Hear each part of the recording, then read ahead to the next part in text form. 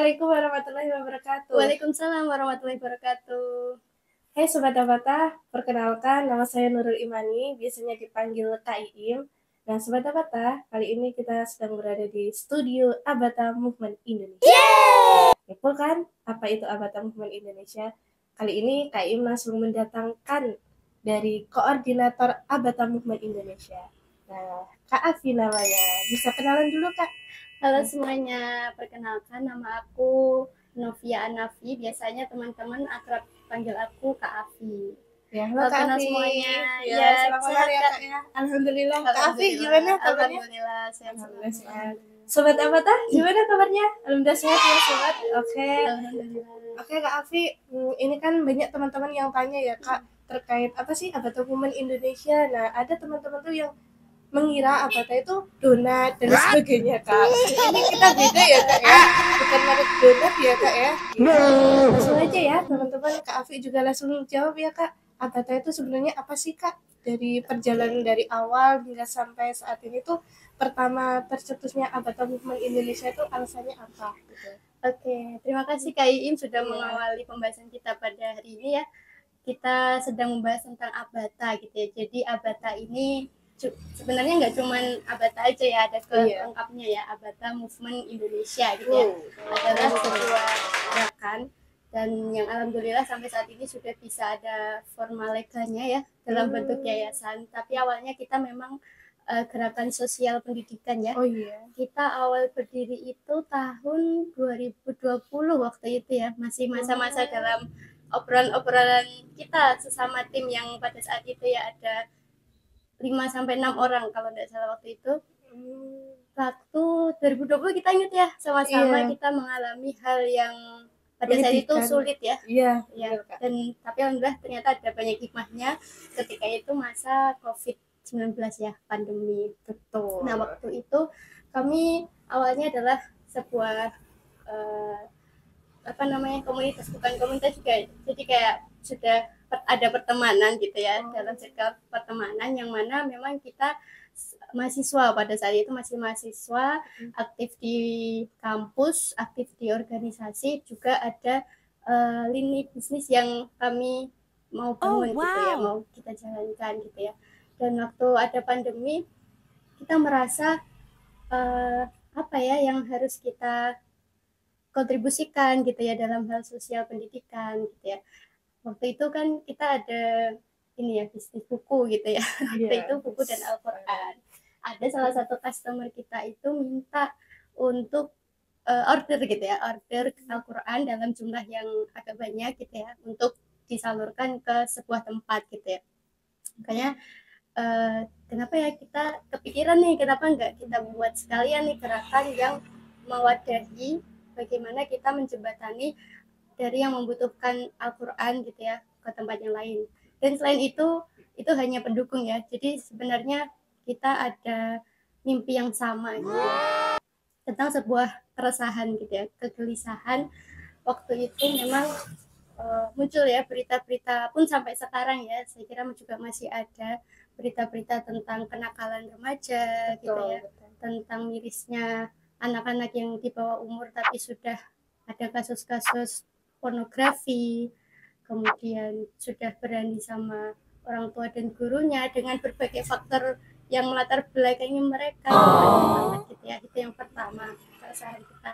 Yang kedua, di tengah kita masyarakat Indonesia yang mayoritas kita muslim ya, masyarakat muslim, namun ketika ada sebuah berita itu dari riset ya, dari Institut Ilmu Al-Quran yang ada di Jakarta itu pada waktu itu melakukan riset, ternyata masih banyak loh gitu ya, bahkan di atas 60% itu masyarakat Indonesia itu belum bisa membaca Al-Quran dengan baik dan benar gitu ya, dalam artian mungkin bisa membaca tapi ada tanda kutip masih terbata-bata. Nah ini menjadi PR kita bersama, menjadi keresahan bersama.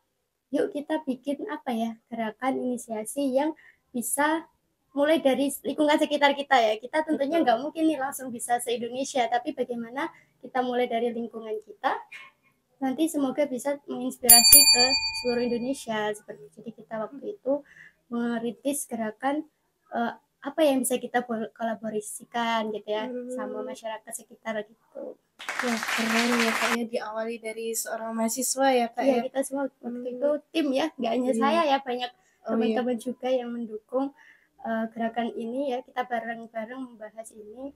Itu ya, masih mahasiswa juga ya. Ya luar biasa. Jadi itu ya kak ya, keren sekali gitu ya kak, ternyata saat ini tuh masih banyak sekali ya kak ya yang belum bisa baca Al-Quran ya kak. Bener banget Luar itu kak. biasa, ini adalah gerakan yang menurut aku sendiri tuh gerakan yang sangat luar biasa sih kak dari Abata ini. Terus kemudian nih kak, selama ini ya, tadi kan lahirnya Abata itu tahun 2020, otomatis sudah kurang lebih 4 tahun ya? Hampir 4 tahun ya? Oke, secara ini ya, iya. secara gerakannya itu kan dulu bertahap ya, nggak yang langsung berbentuk yayasan ya. 2020 itu baru wacana kita ngobrol, sering diskusi, akhirnya real terbentuk ada legalitas dari Kemenkumham itu tahun 2021. Oh, Masya Allah luar biasa. Berarti kurang lebih udah 2,5 tahun ya kak ya? Luar biasa. Nah, selama 2,5 tahun ini, kira-kira dari Abata Movement itu sudah membina berapa lokasi kak? Terus kemudian anak binaannya ada berapa, pengajarnya dan juga relawannya itu ada berapa kak di Abatanya sendiri? Oke, jadi sebelum ke situ ya kak ya, kita sharing dulu kenapa kita pilih TPA gitu ya. Kenapa kita pilih tempat binaan kita itu, kita menjurus ke TPA ya, Taman Pendidikan Al-Quran ya. Tentunya kita semua ini alumni TPA, betul nggak? Iya betul.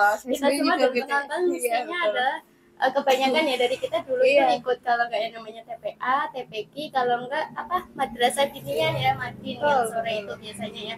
Itu saya kira semua dari kita itu alumni ya dulunya mungkin kita sering kalau TPA itu mainannya itu bukan gadget ya. Betul. Tapi mainan kita itu apa namanya gobak sodor ya, tahu ya, terus kelereng ya, atau yang lain petak umpet. Nah itu kayak masa-masa dimana kita itu benar-benar nostalgia gitu ya. Bisa nggak ya kita buat zaman sekarang itu dengan TPA gitu ya, kita bisa menghidupkan itu lagi gitu ya, masa-masa dimana kita sekarang terbentuk gitu ya, terbentuk yang alhamdulillah kita tertanam bagaimana empati dan jiwa sosial kita gitu ya, sehingga kita terbentuklah Abata ini kayak gitu.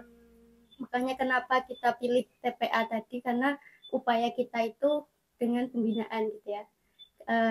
Dan kita semua percaya gitu ya, bahasanya kalau pembinaan dilakukan dari masa kecil gitu ya, itu insya Allah bisa akan melekatnya itu tahan lama gitu istilahnya. Kalau kata pepatah pernah dengar nggak kak, yang kalau kita menuntut ilmu sejak muda ibarat kita memahat di atas batu kayak gitu kan. Jadi kan pahatannya bakal lama kayak gitu. Makanya kita insya Allah percaya dan yakin kalau kita menanamkannya sejak kecil ya. Makanya dengan kita yang kuat, terus diajarkan bagaimana membaca Al-Quran yang baik dan benar, itu insya Allah semoga anak-anak kedepannya itu akan selalu terngiang dan ingat kayak gitu. Entah seperti apa tantangan zaman kedepannya gitu. Jadi kita awal mula membentuk TPQ, atau enggak ada TPQ yang pada waktu itu karena kondisi pandemi ya tahun 2020, kemudian peralihan ke new normal dan lain sebagainya, banyak beberapa TPQ itu yang masih agak ini ya, antara maju mundur gitu ya, mau membangun kembali TPQ yang dulunya memang sudah berjalan gitu ya, namun karena pandemi sudah vakum 1 tahun, pengurusnya juga sudah dengan kesibukannya masing-masing gitu ya, akhirnya vakum gitu, nggak bisa dihidupkan lagi. Kita sebagai salah satu contoh ya di lingkungan terdekat kita gitu ya, yang TPQ-nya vakum, akhirnya alhamdulillah ya semuanya saya kira saya percaya nggak ada yang kebetulan gitu ya, karena semuanya udah diatur sama Allah gitu ya. Waktu kita membentuk Abata ini akhirnya bisa dikatakan gayung bersambut gitu ya. Ada memang TPQ yang membutuhkan untuk kita kelola lagi, kita rebranding lagi dengan manajemen yang baik, dengan SDM yang lebih rapi lagi, lebih berkualitas lagi gitu ya. Akhirnya kita bentuklah TPQ binaan-binaan itu, dan sampai sekarang ada 6 lokasi binaan yang kita bina gitu ya. Kalau saat ini masih di area di Kabupaten Sukoharjo dan juga Kabupaten Boyolali di Jawa Tengah gitu ya kak ya. Dan ada 6 lokasi binaan dengan SDM gurunya gitu ya, ada 4 yang saat ini ya, bulan ini kita oprek lagi itu ada 2, jadi ada sekitar 6 orang. Kemudian volunteer ya, kita sebutnya yang volunteer ya, relawan muda kita ada sekitar 20 orang untuk saat ini. Banyak ya. Jadi kita juga didukung nih sama orang-orang, jadi nggak hanya saya, hanya teman-teman yang dulu merintis, tapi kita ikut melibatkan semua mahasiswa gitu ya, buat ikut dalam andil gerakan pembinaan dalam pendidikan ini gitu. Kalau pengajarnya sendiri berapa Kak? Kalau tadi kan relawannya 20. Pengajarnya ada saat ini, insya Allah ini mau 6 orang. Ya ini keren. lagi proses open recruitment ya Masya Allah. itu. Dan alhamdulillah tentunya kita mengapresiasi ya buat teman-teman volunteer dan juga pengajar, kita berikan apresiasi yang karena mereka sudah berkontribusi kepada pendidikan gitu ya. Iya. Untuk mendukung sama-sama visi kita ini gitu ya, kita berikan beasiswa gitu. Penghargaannya berupa beasiswa yang kita berikan setiap bulan gitu ya. Untuk guru kita juga berikan berupa insentif pengajar mereka gitu ya. Jadi kami punya visi bagaimana kita bisa mensejahterakan guru gitu ya. Kita jangan sampai guru sudah mengeluarkan tenaga, pikiran, ya perasaan mereka, tapi ukuran dihargai itu kita bersama meminimalisir hal-hal demikian gitu ya. Jadi bagaimana kita bisa mensejahterakan guru, ketika gurunya bahagia ya, ketika gurunya senang, mereka kan juga bakal all out gitu ya, totalitas dalam membina kita, dalam mendidik santri-santri Abata gitu ya. Itu Kak. Keren ya berarti Kak ya. Baru 2 tahun ya Kak, 2 tahun setengah ya, tapi pengajarnya udah 6, relawannya juga udah 20 gitu ya Kak. Ngomong-ngomong itu binaannya ada berapa Kak? Kok pengajarnya dan juga relawannya itu sebanyak itu gitu? Ya, jadi setiap binaan itu rata-rata ada sekitar 20 sampai 40 gitu ya. Ada juga yang 10 gitu ya. Dari 6 itu enggak semuanya ideal dengan jumlah 40 orang gitu. Jadi ada rata-rata aja ya, sekitar 20-an anak gitu ya. Kalau di total ada sekitar 150-an anak untuk semua total yang kasih binaan itu. Itu yang baru anak-anak ya. Kita belum bicara nanti kita juga ada binaan ibu itu. Ibu. Jadi karena visi Abata ini melahirkan generasi Quran untuk negeri gitu ya. Harapan kita dengan keresahan adanya masalah buta aksara Al-Quran tadi, walaupun kita tadi prinsipnya pembinaan sejak kecil, tapi kita juga tidak menutup untuk membuka peluang bagi ibu-ibu, bagi yang sudah berusia lanjut gitu ya, ibaratnya masih ada semangat nih buat belajar Quran gitu ya. Ya kita nggak bisa nolak gitu ya, udah tua nggak usah belajar Quran lah, itu nggak gitu ya. Jadi benar-benar siapapun di usia berapapun ibu itu mau belajar, ya ayo gitu ya, karena sama-sama kita pengen ke arah bagaimana umat muslim itu nggak buta aksara lagi Quran. Setidaknya kita menekan angka supaya nggak setinggi-tinggi itu ya, maksudnya tinggi banget itu 60% buta aksara Quran di Indonesia gitu ya. Sebenarnya bukan buta banget ya, mungkin alif bata itu sudah tahu gitu ya, tapi cara membaca ketika sudah di tulisan Arab Al-Quran kayak gitu mungkin akan masih kesusahan. Keren. Itu tadi kalau pengajar dan juga relawannya ya Kak ya. Kalau untuk timnya sendiri nih Kak, tim sendiri dari Abata itu ada berapa orang Kak? Kalau timnya? Kalau timnya sebenarnya di balik layar ya, yang terlihat itu banyak ya Kak ya. Saya yang mengurus harian seperti kita dalam media branding, kemudian ada di keuangan administrasi dan juga fundraising. Kita itu ada 4 tim harian yang intens ngurus. Jadi enggak memang job desk-nya itu gitu ya. Ada koordinatornya, kemudian ada bendahara gitu, itu merangkap gitu ya. Kemudian ada ini ya Kak Iman ini sebagai mas kita ya. Halo, PR ya, PR-nya Abata. Ada satu lagi dalam hal media branding dan juga satu lagi bagian fundraising gitu ya. Ada 4 tim pengurus harian yang kita libatkan. Tapi sebenarnya nih teman-teman, di balik 4 pengurus harian ini ada nih bagian istilahnya orang-orang yang mungkin jarang muncul ke media gitu ya, tapi perannya Masya Allah sangat luar biasa, kami apresiasi gitu ya, dari pembinanya, dari stakeholder yang lain yang mungkin kita bakal bahas di lain episode ya, gitu. Jadi banyak tangan-tangan yang insya Allah Allah merahmati peran-peran mereka. Gitu. Oke. Oh itu ya Kak ya. Nah jadi ini Kak, kan tadi Kak Afi bilang ya bahwasanya ada intensif khusus buat pengajar dan juga beasiswa untuk relawan. Nah caranya dari Abata Women ini mendapatkan itu gimana ya Kak untuk pengajar dan juga relawannya itu?